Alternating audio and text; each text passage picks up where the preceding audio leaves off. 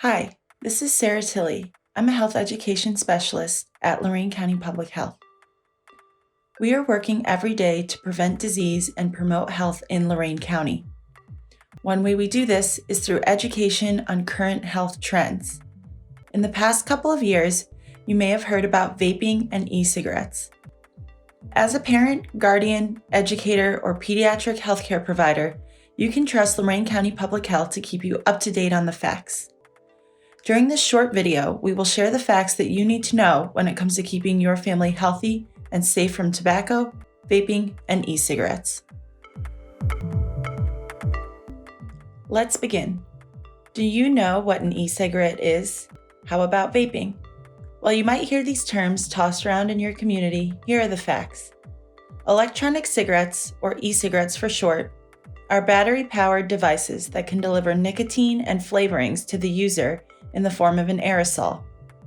Many times you will hear people use the term vape to describe an e-cigarette, or the word vaping to describe the act of using an e-cigarette.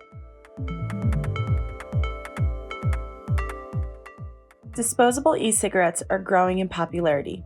New brands come onto the market every day. One of the most popular disposable brands right now is Puff Bar. Puff Bars only have a one-time use. Each pod device is pre-charged and pre-filled. Once the vapor runs out, it cannot be recharged or refilled again. Other e-cigarettes like Juul have already raised environmental concerns. Juul pods often do not make it into the trash cans and compound the issue of tobacco product litter. The heavy metals like lead and nickel in e-cigarettes, as well as nicotine, can leak, which may qualify e-cigarettes as both e-waste and biohazard waste. For an e-cigarette like Puff Bar to be marketed as disposable, with only minimal instructions on disposal, only intensifies environmental concerns. Juul, one of the more popular devices I just mentioned, is known for its sleek looks. There are other devices available that look and feel like a Juul. Examples include the Mark 10 Elite, a nicotine delivery device, and the Pax Era, a marijuana delivery device. Again, these small and trendy devices are designed to be attractive and easy to carry around, making them appealing to both children and adults. You may be asking, are e-cigarettes less harmful than regular cigarettes? The answer is yes, but that doesn't mean e-cigarettes are safe. E-cigarette aerosol generally contains fewer toxic chemicals than the deadly mix of 7,000 chemicals in smoke from regular cigarettes. Scientists are still learning about the long-term health effects of e-cigarettes, but here's what we know now. Most e-cigarettes contain nicotine, which has these known health effects. It's highly addictive. It can harm adolescent brain development, which continues into the early to mid-20s. And nicotine is a health danger for pregnant women and their developing babies. Scientists also know that besides nicotine, e-cigarette aerosol can contain other substances that harm the body. This includes cancer-causing chemicals and tiny particles that reach deep into the lungs. Other potential ingredients include volatile organic compounds, heavy metals, and chemicals linked to serious lung disease. It is difficult for consumers to know what e-cigarette products contain. For example, some e-cigarettes marketed as containing 0% nicotine have been found to actually contain nicotine. We do recognize that e-cigarette aerosol generally contains fewer harmful chemicals than smoke from burned tobacco products, like regular cigarettes, but that doesn't mean that they're safe. E-cigarettes can cause unintended injuries. Defective e-cigarette batteries have caused fires and explosions, some of which have resulted in serious injuries. In addition, acute nicotine exposure can be toxic. Children and adults have been poisoned by swallowing, breathing, or absorbing e-cigarette liquid. So, who is using e-cigarettes? In the US, youth are more likely than adults to use e-cigarettes. In 2018, more than 3.6 million U.S. middle and high school students had used an e-cigarette in the past 30 days. This includes 4.9% of middle school students and nearly 21% of high school students. So what can we do as a community to prevent our children from even starting to use these products?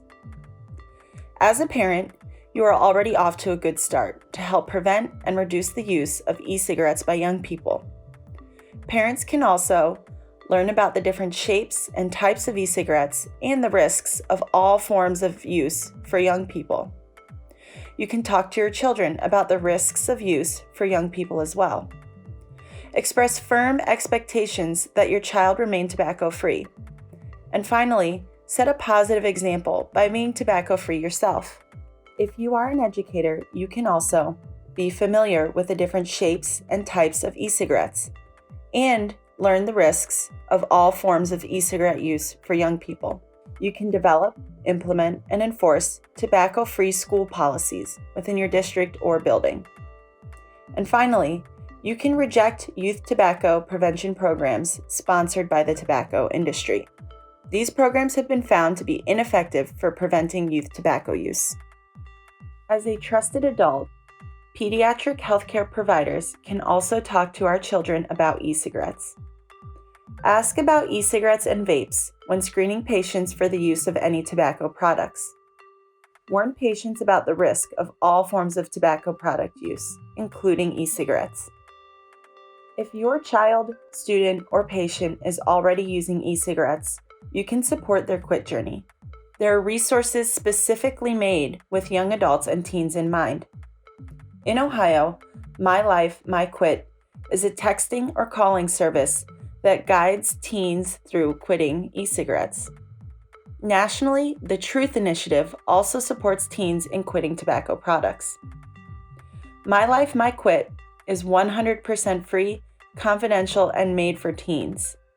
They will not report users to parents or schools. Text Start My Quit to 855-891-9989 or call to talk with a coach who is ready to listen and cheer you on. Nationally and in Ohio, leaders and policymakers are trying to curb e-cigarette use by our children. In the past year, you may have heard about flavor bans and the new Tobacco 21 law. The phrase flavor bans is referencing policies that restrict the availability of flavored e-cigarette liquids like cotton candy, mango, mint, etc. On a national scale, Juul was recently subjected to flavor ban laws and pulled everything but tobacco and menthol pods off the shelves. But many of the disposable e-cigarette brands avoid these bans through various loopholes. For example, Puff Bars still offer flavors such as pink lemonade, cafe latte, and sour apple. Just last year, Ohio passed a Tobacco 21 law that raised the legal tobacco purchasing age to 21. This policy attempts to get tobacco products out of the hands of young adults that can still influence behaviors and give access to products of our younger teens. While these policies have proven to reduce tobacco use amongst children and teens, they are still new in Ohio, and local health departments are learning how to enforce new age minimums. So what's the bottom line? First, there are new e-cigarettes coming onto the market every day. Some can be as discreet as a USB flash drive. These devices are being used by our students in our schools. Second, nicotine is highly addictive and can harm brain development, which continues until about age 25. Third, the use of any tobacco product, including e-cigarettes, is unsafe for young people. And finally, parents, educators, and healthcare providers can help prevent and reduce the use of all tobacco products, including e-cigarettes.